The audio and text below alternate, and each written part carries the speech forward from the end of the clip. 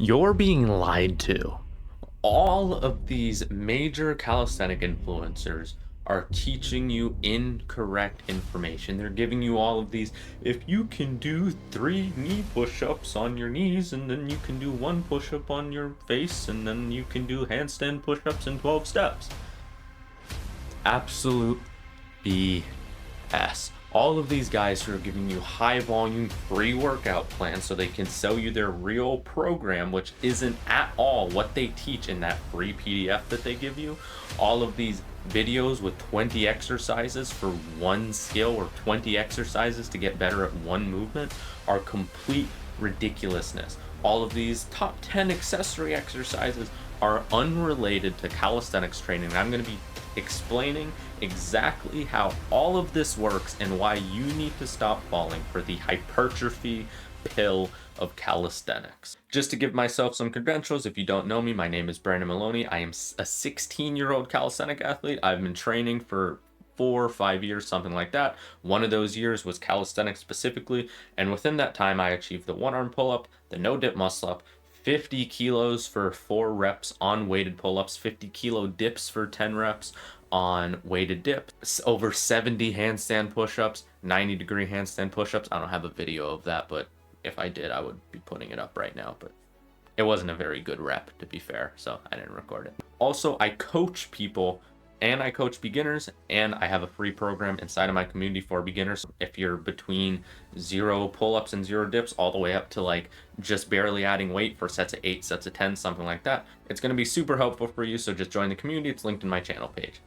On to the video. First point, calisthenics requires strength pound for pound, and it requires connective tissue integrity. When you see all the people online, especially bodybuilding training, because that's what's most popular on the internet, it doesn't really train either of those things very well. How you build stronger tendons, stronger joints, is by lifting heavier weight. Now, it's easier to damage them like that, but in order to build strength, in order to make those tendons and ligaments stronger, you have to be pushing heavy load. What a lot of bodybuilding training likes to have you do is they have you do high reps. You've always heard of like the 8 to 12 rep range, 15 to 20, 20 to 30 rep range, all that kind of stuff. They tell you for like a row, for example, I'm going to go to the side here. They tell you that this is good technique. You come here, you roll super far forward, you get a big stretch on the back, big stretch on the mid back. You make sure you feel the muscle, the mind muscle connection. You get a super big stretch, and then you row. You do this explosively, and then you slowly lower the weight, big stretch, and then pull. This is good for hypertrophy because it hits all of the check marks for building muscle. But what it doesn't do is build strength. How you build strength is by pushing more load within, for beginners, 5 to 12 reps, 5 to 10 reps, something like that. For more advanced people, it kind of depends. It can be in between 1 and 8 reps, but that's way later if you're beneath like 80 kilo dips, and you don't even have to worry about that right now. You need low rep ranges and you need faster tempos. A lot of people do this really slow tempo garbage. Like one of my coaching clients, Whale, when he first started training with me, he was pulling 5 kilos for like 6-8 reps. Once we fixed up his tempo a little bit, I gave him some different cues and we had worked together for some time. In 3 weeks, he added 20 kilograms to his weighted pull-up and added a rep. What? That's insane. That's crazy. This is going to build you strength.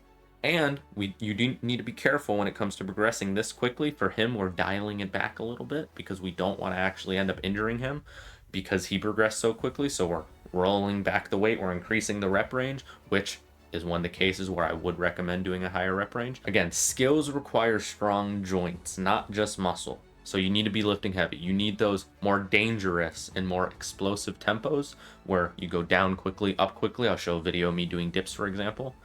You still control it on the way down, especially for a movement like dips, because it's very, very dangerous to mess up and slip, and you can end up ripping something, can hurt something, or can like externally or internally rotate the wrong way and injure yourself. But that's a risk you're going to have to take if you want best results, especially if you're under the age of like 30, 35.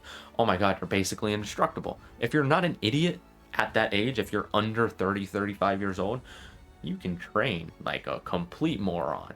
Still be safe, don't get injured, but you aren't fragile. You don't have to do this slow tempo, high rep nonsense to avoid getting injured. You just have to ease into the faster reps slowly.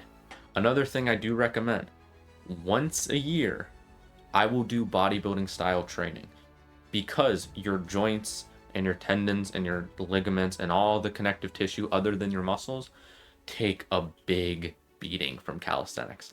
I am short and light. I am 63 kilograms. I am 163 centimeters. That's 140-ish pounds, 5'4". I'm able to handle a lot more training than most people.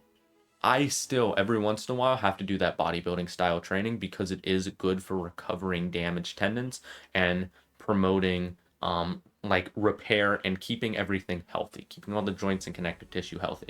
I recommend this to people. If you're on the bigger side, you might have to do this more often. I personally don't know. I don't have a ton of experience with this. I'd imagine that you would have to do this more often.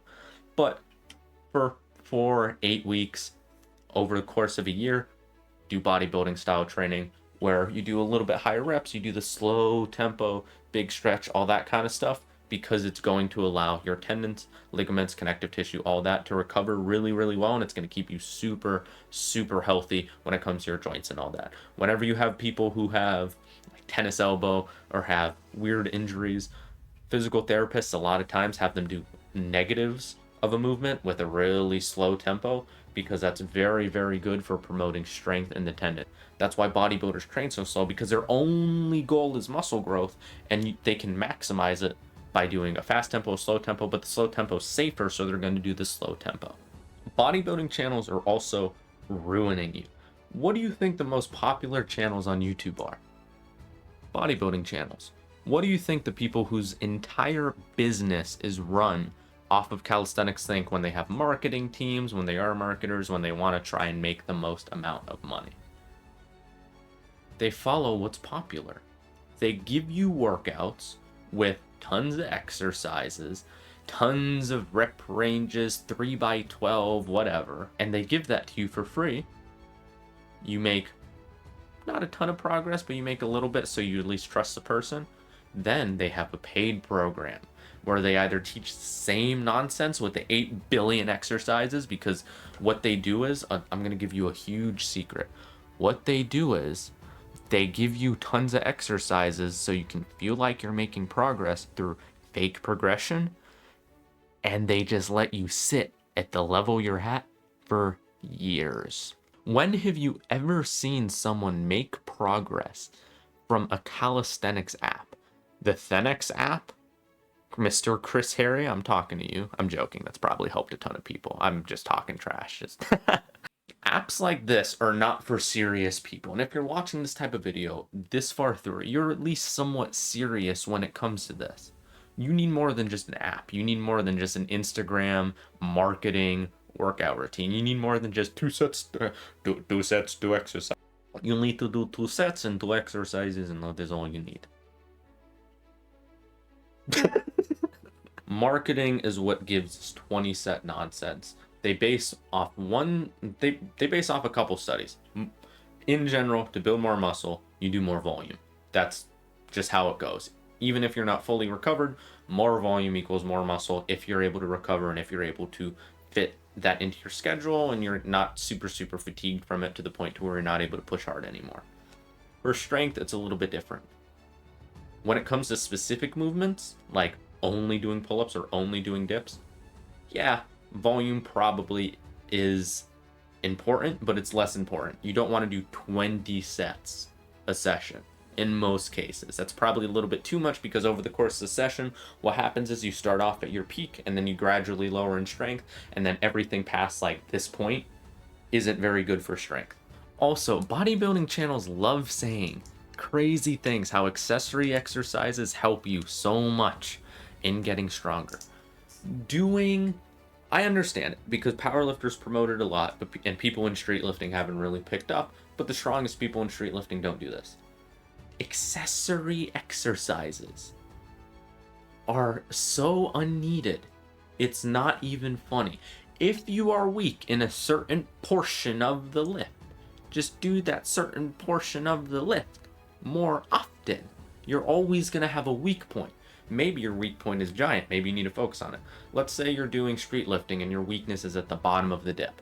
Dedicate a day to doing pause dips at the bottom. If you're training 3 times a week, which we'll get into in a second, I think.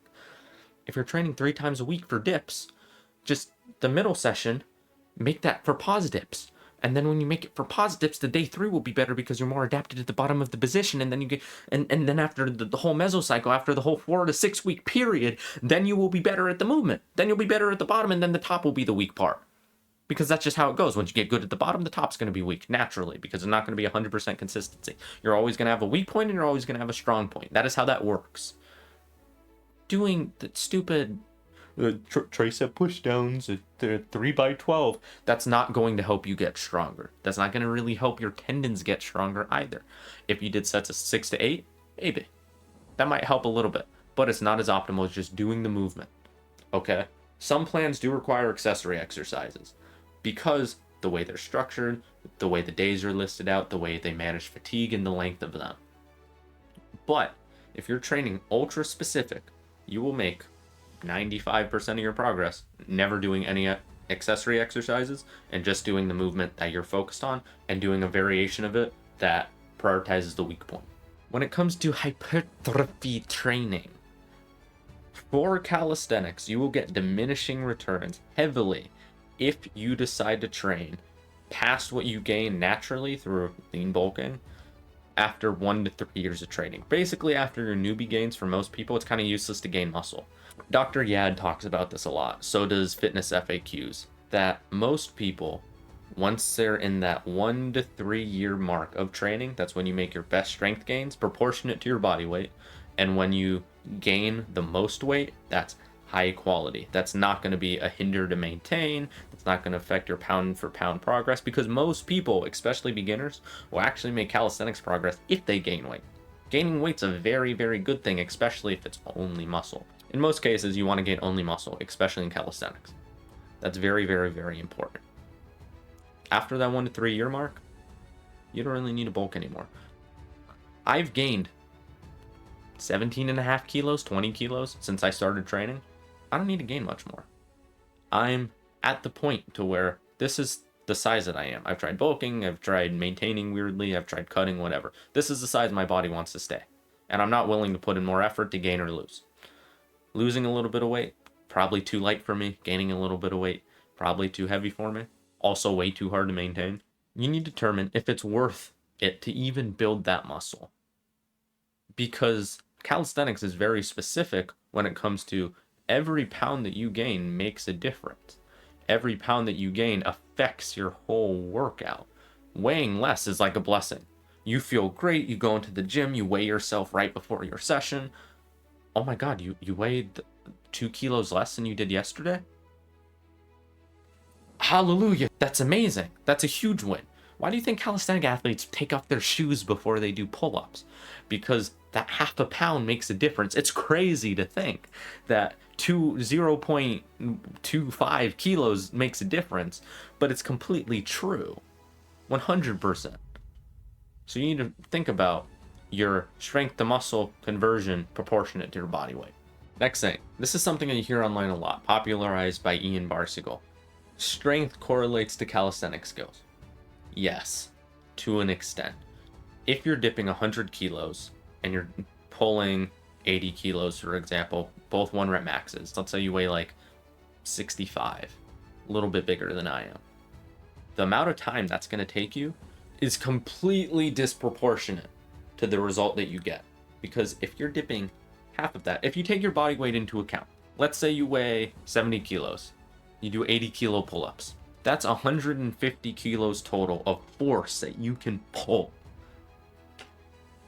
If you added another 20 kilograms to that, that would take you years, probably, many years. Maybe it's not even within your genetic potential. That is a 13% increase over the course of years. That level of diminishing returns is not worth it for skills. What I would say is worth it, and this is the numbers that I preach in my coaching and my programs and whatever. I don't have like programs. I have a free program now. I would say get to 30% of your body weight for 8 reps unweighted pull-ups and 50% of your body weight for 10 reps on weighted dips.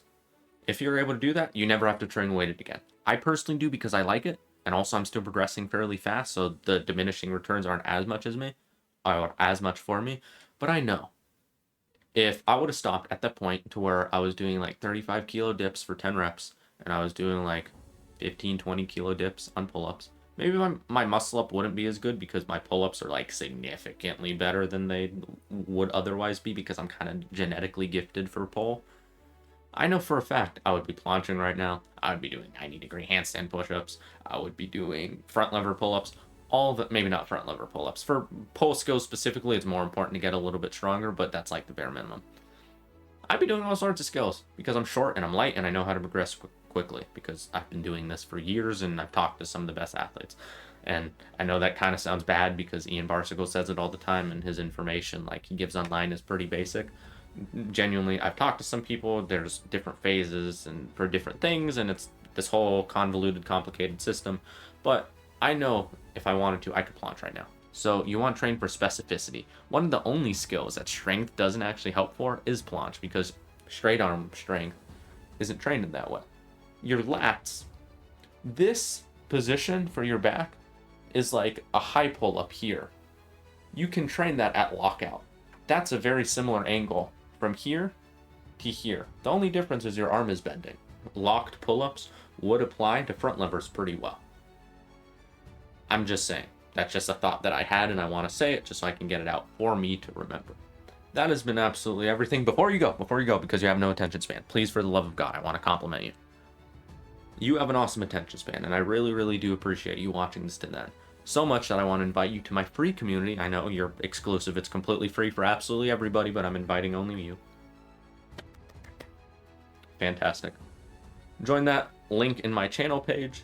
It has people who play calisthenics. I'm in there. I also only coach people who are in my community, so if you're interested in getting coached by me, then feel free to join. That would be absolutely amazing because I like helping people and I also like calisthenics and I also like money. That has been everything. My name is Brandon. Keep doing the best at doing your best. Trust God. Signing off.